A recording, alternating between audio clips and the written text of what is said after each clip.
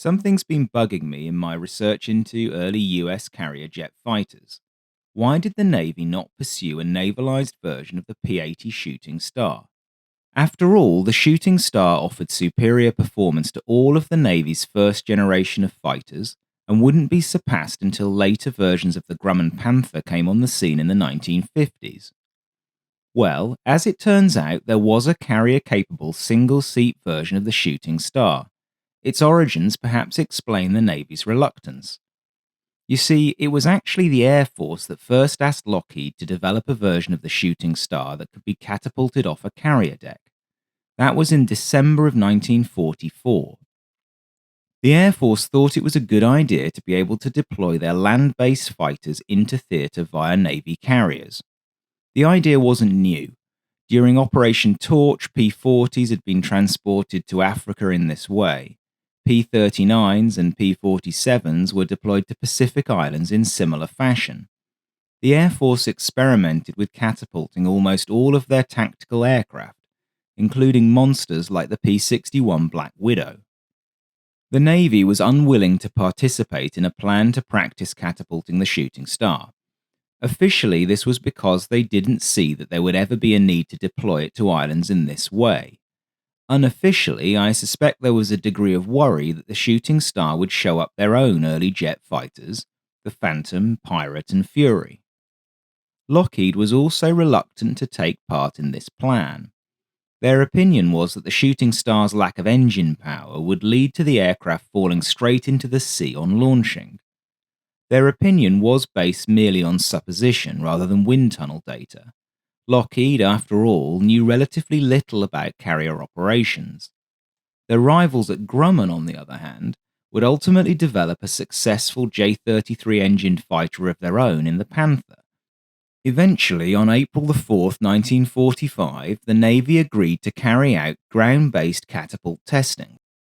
The Air Force thus duly handed over a pair of P-80As, one of which would be modified by Lockheed against their better judgment. The more powerful B model, fitted with water injection, was withheld because the Air Force believed it was sufficiently powerful that it wouldn't need to be catapulted.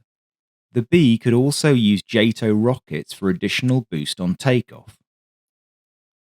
The first P-80A, a standard production aircraft, went to Pax River for testing, which lasted until December of 1945. The Navy pilots very much liked the P-80. It was a lovely aircraft. Unfortunately, in their opinion, it was not suitable for carrier operations. The main issue was with the centrifugal flow engine. Because of the time that the large compressor needed to spool up to full throttle, 10 seconds or more to go from 50% thrust to 100, and the relatively low power-to-weight ratio, landing it on a carrier deck would be perilous. There was no margin for error.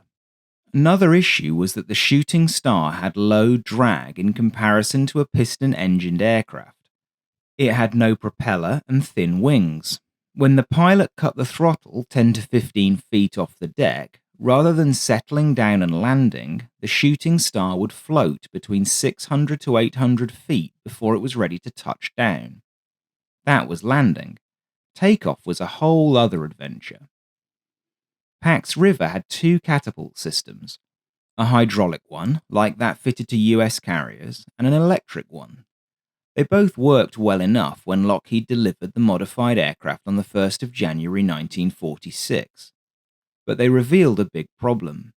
The P-80's wings weren't strong enough to withstand a catapult launch with tip tanks attached. The forces generated would either rip the tanks off or bend the wings. Neither of these scenarios was ideal. Without the tip tanks, fuel capacity fell by 330 gallons. Since the Shooting Star only had 425 gallons of internal fuel, you can see how this would create a range issue.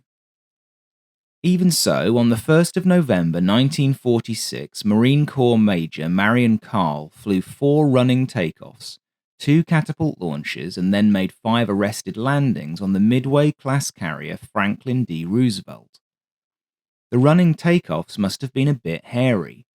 FDR was a huge ship for the time. Its deck was 924 feet long. Even so, the P-80 required a 900-foot deck run with a headwind of 35 knots to get airborne. Just a bit tight. And too tight in reality. The long run meant that only one aircraft could be launched at a time. The Navy assessed that using catapults would make the cycle time too slow. And of course, there was the issue with the tip tanks. Arrested landings were flown with a gross weight of 10,000 pounds. For reference, the P-80A's normal takeoff weight was just over 14,000 pounds. Marion Carl therefore targeted an approach speed of 105 miles per hour with a power setting of 82%. Just to demonstrate the point about the response time of early centrifugal flow engines, spooling up from 82% to 100% power took 4 seconds, which was the minimum deemed safe if the pilot was forced to take a wave off. The stall speed of the aircraft in this configuration was 98 miles per hour, so the pilot had to fly with great precision to keep within the window in which a safe landing could be executed. That was okay for a test pilot, but not for the average run-of-the-mill Navy aviator in bad conditions, however skilled they might be. When the P-80 hit the deck, it had a tendency to bounce and rock. That led the arrestor hook to skip the wires. Because the P-80 had high fuel consumption at low level, fuel state would rapidly become critical after only one pass. So that was it for the P-80 as a carrier fighter. The Navy did ultimately acquire 50 F-80Cs from the Air Force to train pilots on jet fighters on land bases. Their own planes were delayed or produced in such small numbers that there was a gap in availability of jets to train on. These were known as TO-1 in the service and served from 1948 until the early 1950s. There isn't much out there about how they were used.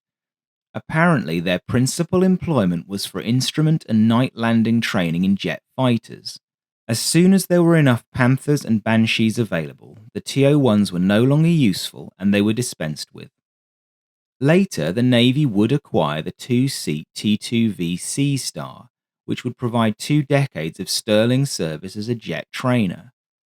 The Sea Star is a useful pointer to what the P-80 would have looked like as a naval fighter. The Navy would have likely called it FO-1, O being the letter code for Lockheed at the time. Many of the modifications on the Sea Star were relevant to FO-1. For example, the T-2V had a raised cockpit for improved visibility on approach and on deck. But more tellingly, it featured leading-edge flaps and boundary layer control to reduce stall speed and takeoff roll. The wingspan was 4 feet longer than the T-33, but somewhat thinner, so wing area was about the same. The wings were reinforced so that the aircraft could be catapulted with tip tanks.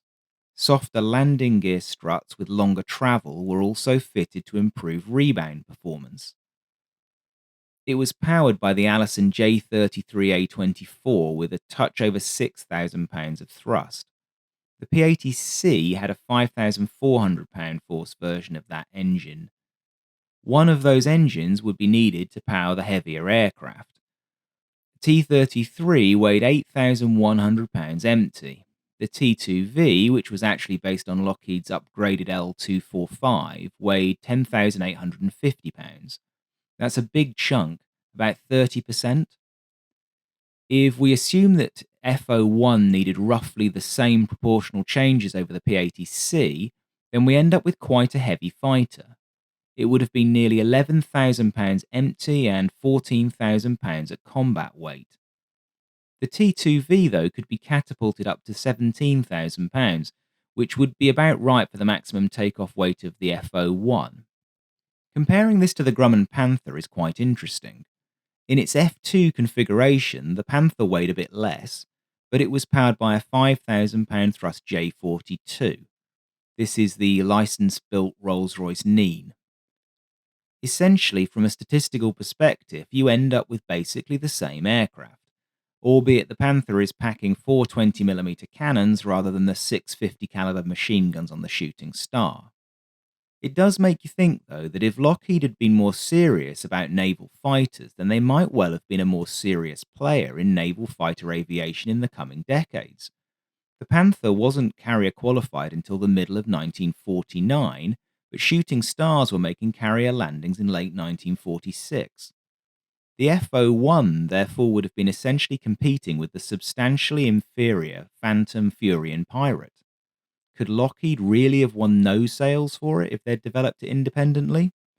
I think they could have, and that the evolution of naval aviation might have been rather different if they had. But anyway, history is as it was. The thought experiment was fun, and for me at least, the mystery of the shooting star and the Navy is somewhat solved.